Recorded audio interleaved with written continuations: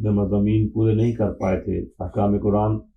22واں پارہ ہمارے سامنے تھا اور سورہ الاحزاب ہم دیکھ رہے تھے۔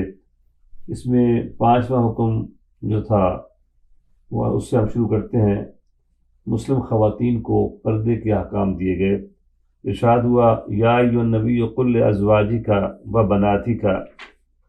ونساء المؤمنین ویدنین علیہن من جلابیبہن ذلک ادنی ان یعرفن فلا یؤذین وکان اللہ غفورا رحیما۔ ارشاد ہوا اے نبی مکرم، آپ فرمائیے اپنی ازواج مطہرات کو، اپنی صاحبزادیوں کو اور جملہ اہل ایمان عورتوں کو کہ جب وہ باہر نکلیں تو ڈال لیا کریں اپنے اوپر اپنی چادروں کے پلو، اس طرح وہ بآسانی پہچان لی جائیں گی، پھر انہیں ستایا نہیں جائے گا، اور اللہ تعالیٰ بہت بخشنے والا، ہر دم رحم فرمانے والا ہے۔ یہاں پر جناب رسول اللہ صلی اللہ تعالیٰ علیہ وآلہ وسلم کے ذریعے آپ کی ازواج مطہرات کو، آپ کی والا شان عفت مآب بنات کو، صاحبزادیوں کو، اور پھر تمام ہی خواتین اسلام کو یہ حکم دیا گیا ہے کہ آپ اپنے پردے کا اہتمام کریں اور اپنی اوڑھنیاں جو ہیں وہ اپنے اوپر ڈال لیں۔ یہ جلابیب جو ہے جلباب کی جمع ہے، اور جلباب کہتے ہیں ایسی بڑی کھلی چادر کو جس سے پورا بدن جو ہے وہ ڈھانپ جائے، اس کو ڈھانپا جا سکے۔ اور سورہ نور میں پہلے جو احکام تھے جہاں صدر پوشی کا تذکرہ ہوا تھا، تو عورت کے کلائیوں سے لے کر ہاتھ اور چہرے کی ٹکلی، اس کو چھوڑ کر باقی سارے جسم کو سطر کہا گیا تھا، اور پھر خواتین کو اور مردوں کو اپنے نگاہیں نیچے رکھنے کا حکم دیا گیا تھا۔ اب یہاں پر اس سے بھی اگلا درجہ بیان کی جا رہا ہے کہ وہ اپنے اوپر اپنی اوڑھنیاں اور اپنے یہ جلابیب بڑی کھلی جو چادریں ہیں اس کو اپنے سر اور چہرے بھی اس سے ڈھانپ لیں۔ اور بعض مفسرین کرام نے لکھا کہ اس سے حضرت ابو حیان اندلسی نے کہ اس سے ہمارے دور میں، اپنے دور کا ذکر کرتے ہیں، ہماری خواتین جب باہر نکلتی ہیں تو سارا چہرہ ڈھانپ لیتی ہیں، صرف ایک آنکھ ان کی کھلی ہوتی ہے، اور اس سے ان کو حکم دیا گیا ہے کہ اپنے یہ پردے کا اہتمام کریں۔ اور یہ حدیث رسول صلی اللہ علیہ وسلم حضرت عبداللہ بن مغفل رضی اللہ عنہ کہتے ہیں قال قال رسول اللہ صلی اللہ علیہ وسلم اللہ اللہ فی اصحابی اللہ اللہ فی اصحابی لا تتخذوهم فردا من بعدی فمن احبهم فبحبی احبهم ومن ابغضهم فببغضی ابغضهم ومن اذاهم فقد اذانی ومن اذانی فقد اذى الله من اذى الله فیوشک ان یاخذہ۔ اللہ کے رسول نے فرمایا میرے صحابہ کے بارے میں اللہ سے ڈرو، میرے صحابہ کے بارے میں اللہ سے ڈرو، میرے بعد انہیں تاں و تشریح کا ہدف نہ بنا لینا، پر جو شخص ان سے محبت کرتا ہے وہ میری محبت کرتا ہے۔ حضور پیر صاحب نے یہ پچھلی جو آیت تھی اس کے ضمن میں اس حدیث کو نقل کیا، اور اس سے آگے طویل آپ نے تبصرہ فرمایا ہے اس آیت پر کہ مسلمان خواتین پر لازم ہے کہ وہ پردے کا اہتمام کریں اور اپنے چہروں کو بھی ڈھانپیں، اور 2 آنکھیں کھلی رہیں یا ایک آنکھ کھلی رہے۔ اگرچہ اس پہ علامہ غلام رسول سعیدی صاحب نے بھی بڑی صراحت کے ساتھ یہی بات لکھی ہے کہ پردے کا اہتمام اسی طرح ہو سکتا ہے کہ خواتین اپنے چہرے بھی ڈھانپیں، ہاں ایک آنکھ یا 2 آنکھوں کو کھلا رکھا جا سکتا ہے، لیکن انہوں نے بعض مفسرین کا ذکر کیا ہے کہ جو چہرے کو کھولنے کے حمایت میں ہیں، تو وہ کہتے ہیں کہ صرف اگر حیا کا پاس ہو اور شہوت کے ساتھ کسی کی غیر محرم پہ نظر نہ ڈالی جائے تو پھر اس میں اس کی ضرورت نہیں ہے، لیکن اکثریت جو علماء کی ہے، مفسرین اکرام کی ہے، وہ اس کو چہرہ ڈھانپنے کی طرف ان کا رجحان ہے۔ لیکن آج کل جو صورتحال بنی ہوئی ہے اس میں آگے جا کے آتا ہے کہ ان کو کہا جائے، اس لیے وہ اس طرح کا اپنا لباس رکھیں، اس طرح اپنے اوڑھنیوں سے اپنے آپ کو ڈھانپیں، اس طرح اپنے چہروں کو ڈھانپیں، تاکہ جو اوباش لوگ ہیں وہ پہچان لیں یہ آزاد عورتیں ہیں۔ اس لیے کہ باندیوں کا لباس اور طرح کا تھا، اور باندیوں کے کنیزوں میں کوئی قدر بھی نہیں تھی، اور ان پر وہ آوازیں بھی کستے تھے، اور جب شرفاء کی عورتیں بھی اس طرح باہر نکلتی بغیر پردے کے تو وہ بعد میں بہانہ بنا لیتے کہ ہم تو سمجھے کو کنیزیں ہیں، اس لیے ہم نے آوازیں کسے، اس لیے ہم تنگ کیا۔ قرآن پاک نے کہا کہ اگر تم اپنے آپ کو ان سے ممتاز کرو، پردے کے ذریعے تمہارے چہرے ڈھانپے ہوئے ہوں اور تمہارے سر ڈھانپے ہوئے ہوں، تو پھر تمہیں کوئی ستائے گا نہیں، تمہیں تنگ نہیں کرے گا۔ اور اس پہ پردے کا جو پیر صاحب نے طویل 2 صفحات اس پہ 2.5 صفحات لکھے ہیں کہ یہ جو اس کا مقصد یہ تھا کہ پورا معاشرہ جو ہے وہ عفت مآب رہے، پورا معاشرہ جو ہے اس میں پاکیزگی اور طہارت جو ہے وہ رواں رہے۔ یہ اس میں فرق صاف ظاہر ہے کہ جب خواتین کو اس طرح بن سنور کر آپ نکلیں گی اور اس میں بے حجابانہ مرد و زن کا اختلاط ہوگا، تو جناب رسول اللہ صلی اللہ علیہ وسلم کا جو فرمان ذیشان ہے اس میں ذرا بھی کوئی ہمیں شک نہیں ہونا چاہیے کہ شیطان کے یہ جو نگاہیں جو ہیں یہ شیطان کے تیر ہیں، اور جب 2 غیر محرم اکٹھے ہوتے ہیں تو تیسرا وہاں شیطان ہوتا ہے۔ اور اگر بے حجابانہ خواتین نکلیں گی اور مردوں کی آوارہ نگاہیں اور ہوسناک نگاہیں ان کا پیچھا کریں گی، تو اس کے اثرات جو ہیں وہ پھر صرف نظر تک نہیں رہیں گے، بلکہ وہ اس سے آگے تک وہ دونوں کا جو نفس ہے اس طرف جائے گا اور معاشرے میں بے راہ روی جو ہے وہ پھیلے گی۔ میں نے بہت پہلے ایک مضمون حضرت شاہ عبدالعلیم صدیقی میرٹھی رحمۃ اللہ تعالیٰ کا پڑھا تھا۔ وہ فرماتے ہیں کہ جب کوئی عورت بے حجاب نکلتی ہے اور اس پر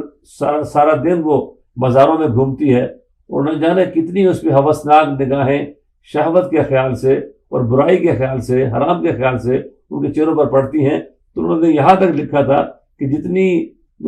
بے حجابی کی وجہ سے جتنی آوارہ نگاہیں اور بدگماش نگاہیں، ہوسناک نگاہیں ان پر پڑتی ہیں، تو ان کا اثر جو ماؤں کے رحموں میں جو بچے پل رہے ہوتے ہیں ان کی حیات تک ان تک اس کا اثر پہنچتا ہے۔ تو یہ نئی آنے والی نسل تک اس کا اثر پہنچ جاتا ہے۔ تو یہ ہمارے سامنے ہے کہ جب تک ہمارے خواتین، ہمارا معاشرہ وہ اسلام کے جو حجاب کے جو قوانین تھے اس پہ پابند تھا، اس معاشرہ جو تھا وہ سیف تھا، ساؤنڈ تھا۔ اب جو آئے روز ہم دیکھتے ہیں کہ جو بہت سارے خواتین کے خلاف جسارت کرتے ہیں لوگ اور ان کی عزت کو داغدار کرتے ہیں، اس میں ایک فیکٹر یہ ضرور ہے کہ عورتوں کا بے حجابانہ مرد و زن کا اختلاط اور گھروں سے نکلنا اور بن سنور کے نکلنا، ایک ضرورت کے تحت نکلنا ہے وہ اور ہے، لیکن ضرورت کے تحت اگر باہر نکلیں تو اپنے آپ کو ڈھانپ کے نکلیں، عزت سے نکلیں، وقار سے نکلیں، تو کوئی بھی ان کی طرف آنکھ اٹھا کے نہیں دیکھے گا۔ لیکن جب وہ دعوت نظارہ دیں گی، جب وہ لباس ایسا پہنیں گی، جب وہ بالوں کا بناؤ سنگار ایسا کریں گی، جیسا کہ رسول اللہ صلی اللہ علیہ وآلہ وسلم نے ارشاد فرمایا تھا کہ یعنی کئی عورتیں جنہوں نے لباس پہنا ہوتا ہے لیکن وہ ننگی ہوتی ہیں۔ لباس پہنا ہوتا ہے، میرے آقا مولا محمد رسول اللہ صلی اللہ علیہ وسلم 14 سال پہلے فرما رہے تھے، حالانکہ اس زمانے میں ایسا نہیں تھا، لیکن پھر آج کے زمانے میں ایسا آپ کو نظر آئے گا کہ لباس کے باوجود بے حجابی ہے، اور پھر کہا کہ وہ ننگی ہوتی ہیں، ناز و ادا سے اسے جھکتی ہیں اور جھکاتی ہیں، یعنی وہ ناز نخرے کے ساتھ چلتی ہیں تاکہ وہ دوسروں کا دل لبھائیں اور دوسروں کی اٹریکشن اور توجہ حاصل کریں۔ اور پھر فرمایا کہ ان کے سر اس طرح ہیں جیسے پخت نسل کے اونٹوں کی کوہان ہوتی ہے، یہ جو اوپر محراب سے بنا لیتی ہیں عورتیں، بالوں کا جوڑے اس طرح کر لیتی ہیں کہ بال اونٹ کی کوہان کی طرح وہ نظر آئیں۔ تو آپ نے بہت پہلے فرمایا تھا کہ اس طرح کے بال خواتین رکھیں گی، اس طرح کا لباس پہنیں گی، اس طرح ناز و ادا سے مٹک کر چلیں گی اور وہ جھکیں گی اس طرح کے لوگوں کو اپنی طرف متوجہ کریں۔ تو یہ ساری خرافات ہیں، اس سے معاشرے میں بے روی پھیلتی ہے اور معاشرہ جو ہے وہ تباہی کے گڑھے میں گر جاتا ہے۔ یہ جو پھر ان لوگوں کا تذکرہ بھی میں نہیں کرنا چاہتا عمومی طور پر، لیکن میرا جسم میری مرضی کہنے والے اسی ڈگر پہ چلنا چاہتے ہیں کہ ہم چاہیں تو حجاب کریں، ہم چاہیں تو حجاب نہ کریں، ہم چاہیں تو ہم کس طرح رہیں، ہم چاہیں تو کس طرح چلیں، چاہے تو کس سے ملیں، چاہے تو کس سے نہ ملیں۔ تو یہ اگر ہم اللہ کے بندے ہیں اور اللہ کی بندیاں ہیں تو مردوں پر بھی اللہ کے احکام نافذ ہیں اور عورتوں پر بھی اللہ کے احکام نافذ ہیں، جیسے کہ صبح سحری کی نشریات میں آپ نے اسی بات کے بارے ہی میں آپ نے سماعت کیا تھا کہ اللہ رب العزت جو ہے وہ تمام کا جو اوصاف مردوں میں دیکھنا چاہتا ہے وہ خواتین میں بھی دیکھنا چاہتا ہے۔ مسلمین کے ساتھ مسلمات کا ذکر ہے، مومنین کے ساتھ مومنات کا ذکر ہے، قانتین کے ساتھ قانتات کا ذکر ہے، صادقین کے ساتھ صادقات کا ذکر ہے، صائمین کے ساتھ صائمات کا ذکر ہے۔ تو یہ اگر دونوں طرف پاکیزگی کا، یہ ایسا نہیں ہے، عورتوں کو یہ خیال نہیں کرنا چاہیے کہ یہ صرف عورتوں پر پابندی ہے، عورتوں پر زیادتی ہے، نہیں، بلکہ جس طرح ان کا جو وظیفہ حیات ہے اس کے مطابق ان پر پابندیاں ہیں۔ مردوں کا جو وظیفہ حیات ہے وہ اور طرح کا ہے، زندگی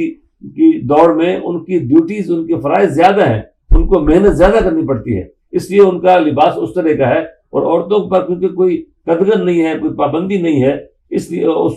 اپنی لیولیہڈ کمانے کے لیے، لیکن چونکہ فی زمانہ کوئی آپ کو کہہ سکتا ہے کہ جب تک دونوں کام نہیں کرتے ہیں تو گھر کی گاڑی چلتی نہیں ہے، تو ہاں ٹھیک ہے خواتین کام کریں، لیکن وہ باہر کیف ان کو اپنے حیا کا خیال رکھنا ہوگا، اپنے عفت کا خیال رکھنا ہوگا۔ اور آج کل تو ویسے کرونا نے سب کو نقاب پوش کر دیا ہے، اور مرد بھی نقاب پوش ہیں، عورتیں بھی نقاب پوش ہیں، پتہ نہیں چلتا کہ سامنے والا جس سے ہم بات کر رہے ہیں وہ کون ہے، جب تک کہ اس کو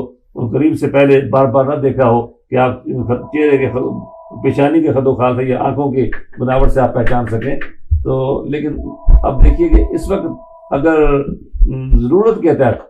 اپنی جان بچانے کے لیے اور اپنے آپ کو بیماری سے بچانے کے لیے اگر ہم سب لوگوں نے حجاب کر لیا ہے، اور یہ نقاب کی ہی ایک صورت ہے جو میسک سب نے پہنے ہوئے ہیں، تو اگر قرآن کہہ رہا ہے کہ تم اپنے باطن کو بچانے کے لیے، اپنے آپ کو نفس کی چالوں سے بچانے کے لیے، اپنے آپ کو گناہ سے بچانے کے لیے، اپنے عفت و طہارت کی حفاظت کے لیے، اپنے اخلاق و کردار کی حفاظت کے لیے تم اپنا نقاب پہن لو، تو اس میں کیا برائی ہے؟ ہم اگر آج کس کے دور میں پوری دنیا میں باہر لکھا ہوتا ہے کہ without mask you can't enter any public gathering, office building, آپ ہسپتال میں جائیں، آپ سرکاری دفتر میں جائیں، کہیں بھی آپ جائیں، آپ نہیں جا سکتے اس کے بغیر۔ تو آپ اس کو مان رہے ہیں، سارا زمانہ اس کو مان رہا ہے۔ تو میرا کہنا یہ ہے کہ اگر اس سے آپ کوئی نقصان نہیں ہوا ہے انسان کا، اس سے کوئی نقصان نہیں ہوا ہے عورتوں کا، تو حجاب کرنے سے یا پردہ کرنے سے کون سی مصیبت ان پہ آنے والی ہے؟ یہ خام خواہ کی ایک بحث ہے، اور اس میں کسی کی مرضی نہیں کم ہوتی ہے اور کسی کا اختیار کم نہیں ہوتا ہے۔ اس سے اپنے اخلاق سنورتا ہے، اپنا اخلاق سدھرتا ہے، اپنا حیا جو ہے اس میں اضافہ ہوتا ہے، اور اپنا بھی کردار جو ہے وہ حسین ہوتا ہے، اور پورا معاشرہ جو ہے اس کو اس سے ایک حفاظت ایک ملتی ہے۔ اور جو اوباش نظریں ہیں، حوثناک نگاہیں ہیں، اور جو شروعات جو ہے بدکاری کی ظاہر ہے وہ نگاہ سے شروع ہوتی ہے۔ جب نگاہ بھٹکتی ہے تو پھر سطر بھٹکتا ہے۔ اعلیٰ حضرت برکت مولانا اشرف احمد رضا خان فاضل بریلوی کے بچپن کا ایک واقعہ مجھے یاد آیا، ان کے سوارے میں لکھا گیا ہے، کبھی وہ بچے تھے کہ صرف لمبا کرتا پہنا ہوا تھا، تو سامنے سے کوئی خواتین گزری، تو ان کو دیکھ کر کے جب سامنے آئیں تو فوراً انہوں نے اپنا کرتا اٹھا کے اپنی آنکھوں میں رکھ لیا، تو وہ ساری ہنس پڑی کھلکھلا کر، کہا کہ ارے صاحب، میاں صاحبزادے، آپ نے نکاح تو ڈھانپ لیا ہے مگر سطر کو آپ نے چھوڑ دیا ہے۔ تو انہوں نے فرمایا کہ بات یہ ہے کہ اگر نگاہ بہکے گی تو پھر سطر بہکے گا، پہلے نگاہ بہکتی ہے پھر سطر بہکتا ہے۔ اگر نگاہ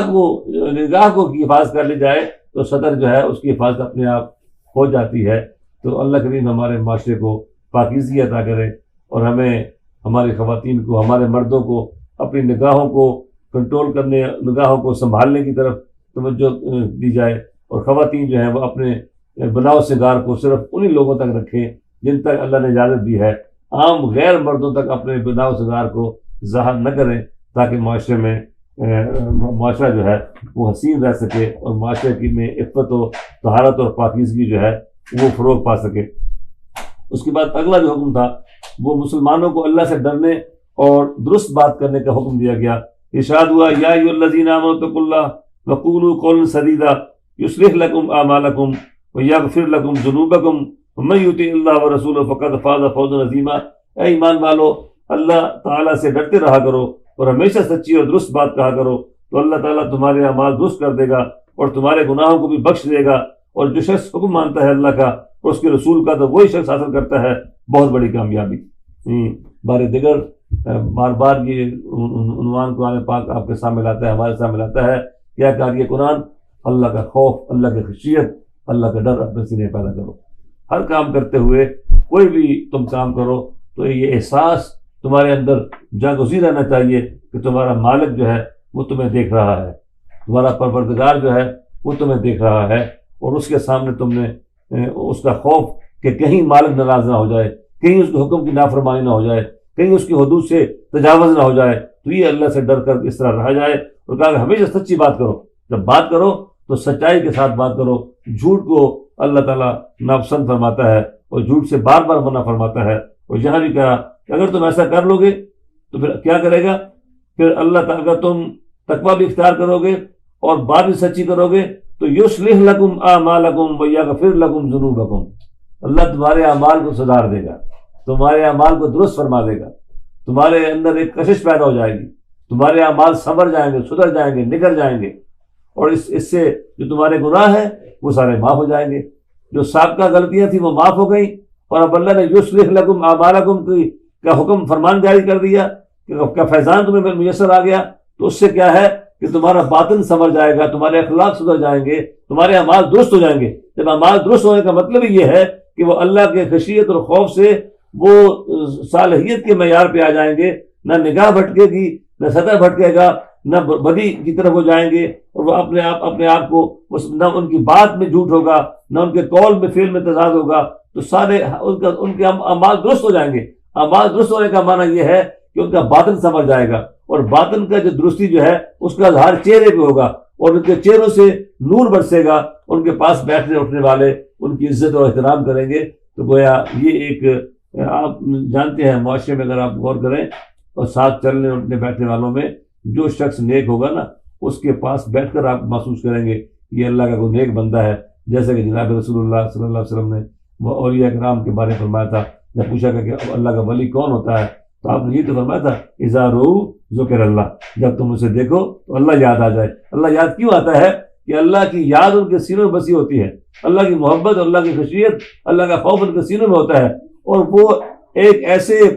فانوس کی طرح ہوتے ہیں کہ جس سے چراغ کی روشنی چھن چھن کر ان کے چہروں سے باہر نکلتی ہے اور پرکشش چہرے ان کے ہو جاتے ہیں۔ اللہ تعالیٰ ہم سب کو اپنے خشیت اور اپنا خوف نصیب کرے اور اپنے اعمال کو درست رکھنے کی توفیق عطا فرمائے۔ اللہ ہمارے گناہ بھی معاف فرما دے۔ اور آخر میں کہا وَمَن يُطِعِ اللَّهَ وَرَسُولَهُ فَقَدْ فَازَ فَوْزًا عَظِيمًا، اور جس نے اطاعت کی اللہ کی اور اس کے رسول کی، یہ پچھلے جتنے احکام اس میں آئے ہیں، پردے کے احکام آئے ہیں، سچ بولنے کے احکام آئے ہیں، اپنے معاملات کو درست کرنے کے احکام آئے ہیں، یہ نگاہوں کو نیچے رکھنے کے احکام آئے ہیں، یہ سارے کے سارے جتنے اوصاف اور اخلاق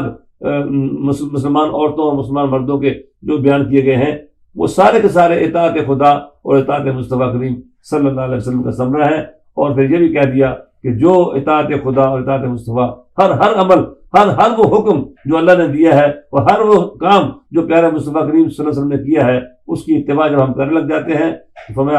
پھر تمہیں ہم ایسی کامیابی عطا کریں گے، فقط فوزا عظیمہ، پھر ہم آپ کو فوز عظیم عطا کریں گے جو اس دنیا کی بھی کامیابی ہے اور وہ آخرت کی کامیابی کو بھی وہ گھیرے ہوئے ہے۔ شکر، پھر آگے شکر کا حکم دیا گیا۔ اللہ کی کتنی نعمتیں ہیں۔ داؤد علیہ السلام پر تذکرہ ہوا کہ ان کو ہم نے یہ نعمتیں دی، یہ نعمتیں دی، اتنی ان کو فضیلت عطا فرمائی۔ پھر کہا کہ جب تمہیں نعمتیں ملی ہیں تو اعملوا آل داؤد شکرا، اعملوا آل داؤد شکرا وقلیل من عبادی الشکور، داؤد کے خاندان والوں ان نعمتوں پر شکر ادا کرو، اور بہت کم اس میں میرے بندوں میں جو ہیں جو شکر گزار ہیں۔ تو ان کو شکر، آل داؤد کو بھی شکر کا حکم دیا گیا، اور پھر کہا گیا کہ میرے بندوں میں جو ساری خدائی مخلوق کا ذکر کر دیا گیا، سارے انسانوں کا ذکر کر دیا گیا کہ بہت کم لوگ ہیں جو شکر ادا کرتے ہیں۔ اللہ مجھے اور آپ کو صحیح معنوں میں اللہ کی ہر نعمت پر شکر ادا کرنے کی توفیق عطا فرمائے۔ حضرت مائی رابعہ بصریہ فرمایا کرتی تھی رحمہ اللہ فرمایا کرتی تھیں کہ ہر سانس پر 2 شکر واجب ہیں، ایک سانس اندر جانے پر اور ایک سانس کے باہر آنے پر۔ جب سانس اندر جاتا ہے تو خبر نہیں یہ باہر آئے گا یا نہیں آئے گا، اور جب ہم اندر چلا جاتا ہے تو یہ خبر نہیں وہ باہر بھی آئے گا، سانس دوبارہ ہم لے سکیں گے یا نہیں۔ لہٰذا ہر سانس پر 2 شکر واجب ہیں۔ تو اس طرح اسی طرح داتا حضور نے لکھا کہ اللہ کے پیغمبر جو ہیں انہی کا غالباً حضرت داؤد السلامی کا تذکرہ کیا کہ جب وہ اللہ کے حضور اللہ نے کہا کہ میرا شکر ادا کرو، تو انہوں نے کہا کہ کیسے میں تیرا شکر ادا کروں، میں تو تیرا شکر جو بھی کروں، تیرے شکر کی جو توفیق بھی ملتی ہے وہ بھی تیرے نعمت ہے، اس پر پھر ایک اور شکر واجب ہے، جب شکر کرنے کی جو توفیق ملتی ہے اس پر ایک اور شکر واجب ہے، تو میں بے بس ہوں، میں کس طرح تیرا شکر ادا کر سکتا ہوں؟ تو اللہ کریم نے فرمایا کہ اب تو نے میرا شکر ادا کرنے کا حق ادا کر دیا ہے کہ اس پر بھی شکر ادا، اگر شکر کی توفیق ملے تو اس پر بھی اللہ کا شکر ادا کیا جائے کہ یا اللہ تیرا شکر ہے، تو نے مجھے اپنا شکر ادا کرنے کی توفیق عطا فرمائی ہے۔ پھر کہا کہ تمام کثرت مال و اولاد نہیں، ایمان اور عمل صالح اللہ کے قرب کا ذریعہ ہے، اور یاد رکھو نہ تمہارے اموال اور نہ ہی تمہاری اولاد ایسی چیزیں ہیں جو تمہیں ہمارا قرب بخش دیں، مگر جو ایمان لایا اور نیک عمل کرتا رہا اسے ہی ہمارا قرب نصیب ہوگا۔ یہی لوگ ہیں جن کے لیے 2 گنا صلہ ہے ان کے عملوں کا، اور وہ بالا خانوں میں امن و امان سے رہیں گے۔ یعنی مال و متاع اور اولاد، اس کے ذریعے سے قرب، یہ تو فتنہ ہے، یہ تو آزمائش ہے۔ اس آزمائش میں جانے کون پورا اترے اور کون نہ اترے۔ کہا کہ تمہارے مال اور تمہاری جو اولادیں ہیں یہ تمہیں ہمارا قرب نصیب نہیں کر سکتی، بلکہ وہ کون لوگ ہیں جو قرب خدا کے منزلوں پر فائز ہوتے ہیں۔ کہا مگر جو ایمان لایا اور نیک عمل کرتا رہا، صرف ایمان ہی لایا، ایمان لانے کے بعد تسلسل کے ساتھ وہ عمل صالح کرتا رہا، اسی کو ہمارا قرب جو ہے یہی نصیب ہوگا، اور ان کو اس کی جزا بھی، اس کا صلہ بھی 2 گنا کر کے ان کو دیا جائے گا، اور جنت میں وہ بالا خانوں میں رہیں گے۔ اے پروردگار ہمیں اپنے ان بندوں میں شامل کر دے جو تیرے شکر گزار بندے ہیں۔ اے ہمارے مالک ہمیں اپنے ان بندوں میں شامل کر لے جو اپنے ایمان کے بعد مسلسل اعمال صالحہ میں مصروف رہتے ہیں، اور ہمیں اپنا قرب نصیب فرما دے۔ تو ہمارے قریب ہے مگر ہم تجھ سے دور ہیں، تو ہمیں اپنا قرب نصیب فرما دے، اور ہمیں ان لوگوں میں لکھ دے جن کو کل تو 2 گنا صلہ عطا فرمائے گا، اور جو جنت کے بالا خانوں میں رہیں گے۔ پھر آگے فرمایا کہ تمام انسانوں کو رب کی نعمتوں کو یاد رکھنے کا حکم دیا گیا۔ اے لوگو یاد رکھو اللہ کی نعمتوں کو جو اس نے تم پر فرمائی، بھلا یہ تو بتاؤ کہ اللہ کے بغیر کوئی اور خالق بھی ہے جو تمہیں رزق دیتا ہے آسمان اور زمین سے؟ نہیں کوئی معبود بجز اس کے، سوچ سے منہ پھیر کے کدھر جا رہے ہو، سوچ سے منہ پھیر کے کدھر جا رہے ہو۔ کہا کہ اللہ کی نعمتوں کا اگر شمار کرنا چاہیں، وَإِن تَعُدُّوا نِعْمَتَ اللَّهِ لَا تُحْصُوهَا، اگر تم اللہ کی نعمتوں کو شمار کرنا چاہو تو تم شمار نہیں کر سکتے ہو۔ وہی جب تم جانتے ہو کہ تمہیں پیدا کرنے تمہارا خالق بھی وہ ہے، تمہارا مالک بھی وہ ہے۔ کسی اور پہلے پارے میں کسی اور جگہ حضور پیر کرم شاہ صاحب نے، میں نے لکھا تھا، مجھے غلطی نہ لگ رہی، تو کہا کہ جب تم نے یہ مان لیا کہ لا خالق الا اللہ، لا رب الا اللہ، اس کے بغیر کوئی تخلیق کرنے والا نہیں ہے، کوئی اور دوسرا نہیں ہے جس نے تمہیں تخلیق کیا ہو، اور کوئی اور دوسرا الہ نہیں ہے جس نے تمہاری پرورش کی ہو۔ تمہارا رب کوئی خالق بھی اور کوئی نہیں ہے، اور رب بھی تمہاری پرورش ربوبیت کرنے والا بھی کوئی اور نہیں ہے۔ تو کہا کہ جب تم نے یہ مان لیا کہ لا خالق الا اللہ، لا رب الا اللہ، تو یہ بھی مان لو کہ لا الہ الا اللہ۔ جب اس کے سوا کوئی خالق نہیں ہے، جب اس کے سوا کوئی پروردگار نہیں ہے، تو پھر یقین رکھو کہ اس کے سوا کوئی معبود بھی نہیں ہے، اس کے سوا کوئی عبادت کے لائق بھی نہیں ہے۔ تو پھر تم کہاں جا رہے اس کو چھوڑ کر؟ ادھر آؤ کہ وہ تمہیں اس کی رحمت تمہیں ملے اور تم اس کے فرما بردار بندے بن جاؤ۔ پھر فرمایا کہ عزت کے طلبگاروں،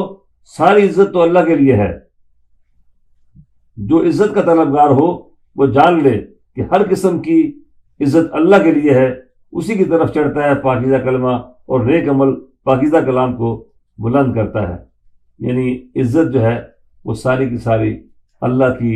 بندگی میں ہے، اس کو اپنا الہ ماننے میں ہے، اس کو اپنا معبود ماننے میں ہے، اس کے سامنے اپنی گردن جھکانے میں ہے۔ تو جو اس کی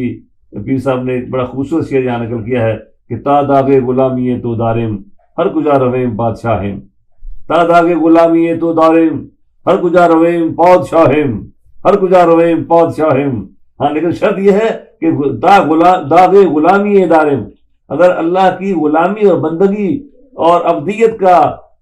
داغ جو ہے وہ ہمارے پیشانی پہ ہوگا، ہماری گردن میں دورہ ہوگا اس کی اللہ کی غلامی کا، تو ہر گزار ہوئے بادشاہ ہیں، پھر میں جہاں بھی جاؤں میں بادشاہ ہوں، اس لیے کہ میں بڑے بادشاہوں کے بادشاہ کا غلام بن گیا ہوں نا، احکم الحاکمین کا میں بندہ بن گیا ہوں۔ تو احکم الحاکمین کا بندہ جو ہو جاتا ہے اس کو پھر بادشاہی مل جاتی ہے، کج کلاہی اس کو مل جاتی ہے، وہ دنیا میں ممتاز ہو جاتا ہے، اللہ تعالیٰ اس کو عزت عطا فرما دیتا ہے۔ تو کہا کہ عزت کے طلبگاروں، ساری عزت تو اللہ کے لیے ہے، یعنی اگر تم عزت چاہتے ہو تو پھر غلامی پروردگار کا پٹا اپنے گلے میں ڈالو، تو ہر گزار میں بادشاہ، پھر تو کہے گا کہ میں جہاں بھی جاتا ہوں میں بادشاہ ہو کے رہتا ہوں، بادشاہ بن کے رہتا ہوں، اس لیے کہ میرے گلے میں پٹا ہے غلامی مصطفیٰ کریم صلی اللہ علیہ وسلم کا اور غلامی پروردگار عالمین کا۔ پھر میں اللہ کے بندوں میں علماء ہی سب سے زیادہ ڈرنے والے ہیں، اللہ کے بندوں میں صرف علماء ہی پوری طرح سے ڈرتے ہیں، بے شک اللہ تعالیٰ ان سب پر غالب ہے، بہت بخشنے والا ہے۔ ظاہر ہے علم پہچان عطا کرتا ہے، علم ادراک دیتا ہے، علم شعور دیتا ہے، علم فہم دیتا ہے، علم فراست دیتا ہے، علم بصیرت دیتا ہے، علم آگہی دیتا ہے، علم اشیاء کی حقیقت سے واقف کرتا ہے۔ تو جو علماء ہیں وہ زیادہ جو جانتے ہیں، تو جو وہ کائنات کو بھی جانتے ہیں اور کائنات بنانے والے کو بھی جانتے ہیں، تو جتنا بڑا کوئی عالم ہوگا اتنا ہی وہ رب سے زیادہ خوف رکھنے والا ہوگا، جتنا زیادہ اہل علم ہوگا صحیح معنوں میں، صرف برائے نام نہیں، جو صحیح معنوں میں رسوخ فی العلم رکھتا ہوگا، انما یخشی اللہ من عباد العلماء، اللہ کے بندوں میں جو سب سے زیادہ ڈرنے والے ہیں وہ علماء ہیں، وہ اہل علم ہیں۔ اے اللہ ہمیں اپنے ان بندوں میں شامل کر دے جن پر تو نے علم کے دروازے کھول دیے ہیں، اور جن کے سینوں میں تو نے خشیت اور اپنے خوف کی انگیٹھیاں دہکا رکھی ہیں، جن کے ایمان کو تو نے سدا بہار کر رکھا ہے، اور جو تیری خشیت میں جیتے ہیں اور تیری خشیت میں ہر عمل کرتے ہیں، تیرے خوف میں وہ ہمیشہ نیک عمل کرتے ہیں، اور پھر بھی تیرے خوف سے لرزاں اور ترساں زندگیاں گزارتے ہیں۔ اے اللہ ہمیں ان علماء میں شامل کر لے، ہمیں علماء سو میں نہ شامل کرنا، ہمیں علماء حق میں شامل کرنا، ہمیں اپنے حبیب کریم صلی اللہ علیہ وسلم کے سچے غلاموں میں رکھنا، تاکہ ہمارے سینے جو ہیں تیرے خوف سے اور تیری خشیت سے خالی نہ ہوں، اور تیرے خوف اور تیری خشیت کا صلہ ہمیں یہ ملے، تو ہمیں اپنے اہل علم بندوں میں شامل کر لے۔ پھر وہ کہ ایسی تجارت جس میں نقصان کا اندیشہ نہیں ہے۔ یہ سورہ فاطر ہے، 30 نمبر آیت ہے۔ فرمایا کہ بے شک جو غور و تدبر سے تلاوت کرتے ہیں اللہ کی کتاب کی، اور نماز قائم کرتے ہیں اور خرچ کرتے ہیں اس مال سے جو ہم نے ان کو دیا ہے رازداری سے اور اعلانیہ، وہ ایسی تجارت کے امیدوار ہیں جو ہرگز نقصان پہنچانے والی نہیں، تاکہ اللہ انہیں پورا اجر عطا فرمائے اور مزید اضافہ کرے ان کے اجر میں اپنے فضل سے، بے شک وہ بہت بخشنے والا قدردان ہے۔ یعنی قرآن پاک کو صرف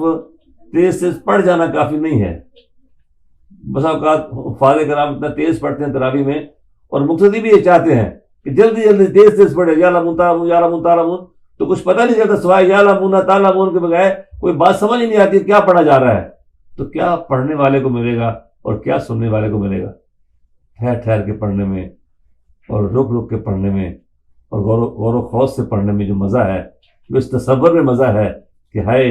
یہ رس گھولتی آواز میرے کانوں میں اتر رہی ہے نا، یہ تو وہ صوت و آہنگ ہے جو میرے آقا مولا محمد رسول اللہ صلی اللہ علیہ وسلم کے دہنے نور سے یہ ایک مٹھاس کا ایک دریا بن کے بہا تھا، اور یہ شہد اور انگبی کا ایک موجہ جاری ہوا تھا، اور وہ ہم تک پہنچ رہا ہے۔ اور پھر یہ جب احساس ہو کہ یہ میرے مالک و میرے خالق کا کلام ہے، غور اور فکر تدبر کے ساتھ جب یہ کہا جائے کہ غور کرو، یہ پہاڑ کس نے بجائے، دریا کس نے بنایا، یہ کہکشاں کس نے سجائی، یہ چاند اور سورج کے چراغ یہ کس نے روشن کیے، تو مالک کی جب توجہ جائے تو کائنات کا اسی لیے بار بار قرآن پاک ذکر کرتا ہے کہ اس کے مالک کو پہچانا جائے۔ جب مالک کو پہچان لیں گے تو اس کی خشیت، اس کا خوف سینوں میں آئے گا۔ تو غور و تدبر کے ساتھ جو تلاوت کرتے ہیں اللہ کی کتاب کی اور نماز قائم کرتے ہیں، نماز میں سستی نہیں کرتے، نماز کو تمام آداب و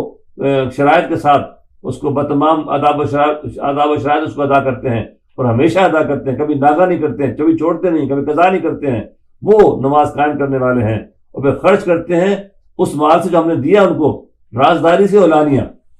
کبھی چھپ کے دیتے ہیں کسی کو پتہ نہ چلے، اور کبھی اعلان کر کے دیتے ہیں. تو اللہ نے دونوں طرح کو پسند کیا ہے. بس اگر کوئی صاحب